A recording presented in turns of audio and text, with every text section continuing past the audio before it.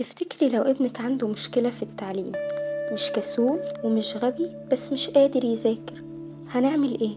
وهل دي مشكلة ملهاش علاج؟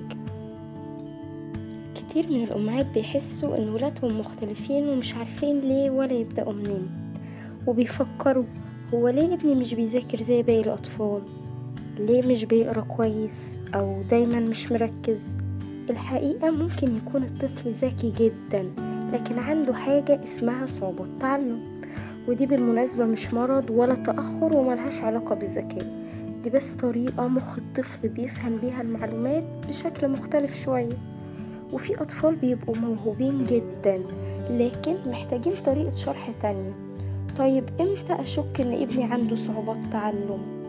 في شوية علامات بسيطة ممكن تلاحظيها، زي مثلا إن يكون بيكتب الحروف بالعكس أو بيتلخبط في اتجاهاتها، بيقرأ بصعوبة أو بيتوتر لما يقرأ بصوت عالي، مش بيعرف يركز في حاجة أكتر من دقايق، بيتهرب من المذاكرة أو بيغضب بسرعة.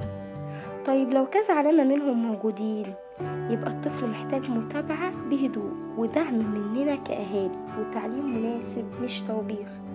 لو عايزين تعرفوا أكتر عن أنواع صعوبات التعلم، إزاي نتعامل معاهم وإزاي نساعد ولادنا يتطوروا بثقة، تابعوني.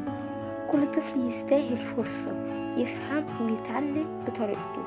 استنوني في فيديوهات تانية هنتكلم فيها عن حلول بسيطة لأصعب المشكلات التعليمية والنفسية. تابعوني.